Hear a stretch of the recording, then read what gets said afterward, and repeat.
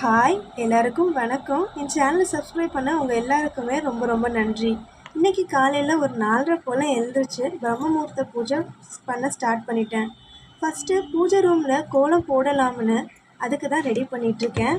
கோலம் போடுற மாவு வந்து ரொம்ப தண்ணியாகவும் இல்லாமல் ரொம்ப கெட்டியாகவும் இல்லாமல் ஒரு சரியான பதத்தில் தான் நம்ம கரைச்சி எடுத்துக்கணும்.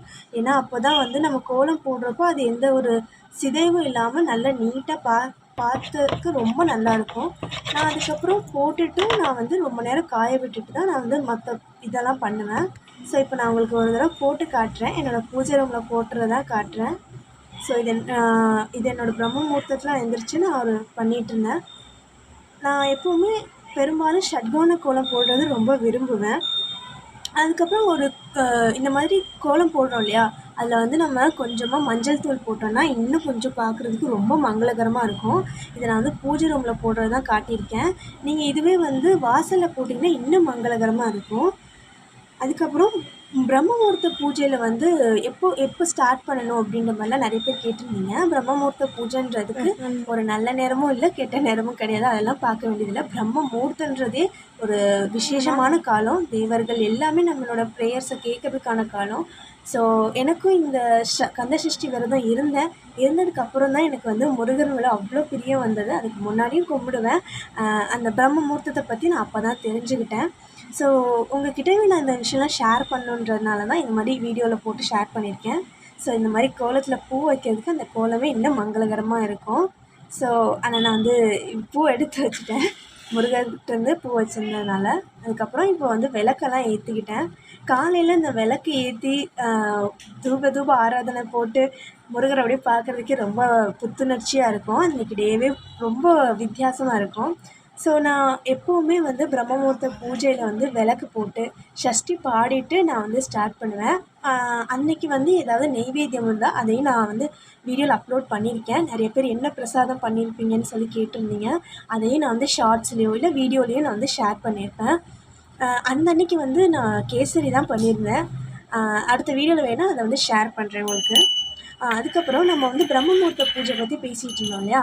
ஸோ பிரம்ம முகூர்த்த பூஜை வந்து எந்த டயத்தில் வேணாலும் பண்ணலாம். பெரும்பாலும் வந்து அதிகாலையில் 3 மணிலேருந்து 5:30 மணிக்குள்ளே பண்ணிடணும். ஸோ இந்த மாதிரி நான் வந்து எல்லாமே காலையில் வந்து காலையில் வந்து எடுத்து வைக்கிறதுக்கு டைம் இல்லை உங்களுக்கு அப்படின்னா நீங்கள் வந்து அதை முந்தின நாளே செஞ்சு வச்சிடலாம். நான் வந்து பூவெல்லாம் வந்து காலையில் வைப்பேன். மற்ற வேலைகள் எல்லாம் லைக் அந்த சாமி இதை க்ளீன் பண்ணி வைக்கிறது அதெல்லாம் வந்து நான் முந்தின நாளே பண்ணி வச்சுருவேன். பெரும்பாலும் நான் வந்து செவ்வாய் வெள்ளியில் வந்து இப்போ பிரம்ம முகூர்த்த பூஜை பண்ணுறேன். ஸோ நம்ம சேனலை சப்ஸ்கிரைப் பண்ணிக்கோங்க. என் சேனலை சப்ஸ்கிரைப் பண்ணவங்களுக்கு நன்றி. பண்ணாமல் இருக்கிறவங்க பண்ணிக்கோங்க. இந்த மாதிரி நான் நிறைய இன்ட்ரெஸ்டிங் வீடியோஸ் தான் போடுவேன். அதுக்கப்புறம் நிறையா சப்ஸ்கிரைபர்ஸ் கேட்டிருந்தீங்க, வெத்தலை தீபம் போடுறீங்க இல்லையா, அதவே ஒரு ஷார்ட்ஸில் போட்டிருந்தீங்க, அதை வீடியோவாகவே காமிங்க அப்படின்னு சொல்லிட்டு. ஸோ இங்கே வந்து நானே மணி அடித்து நானே வந்து சாம்பிராணி ஏற்றி வழிபட்டுருந்தேன். காலையில் வந்து அந்த சாம்பிராணியோட இதே வந்து நமக்கு அவ்வளோ ரெஃப்ரெஷிங்காக இருக்கும். ஸோ அதனால தான் நான் வந்து சாம்பிராணி போட்டுட்டு அதையும் ஒரு தடவை ஆரத்தி காமிச்சிருவேன். இப்போ பாருங்கள், நான் உங்களுக்கு ஆரத்தி எடுத்து காட்டுறேன்.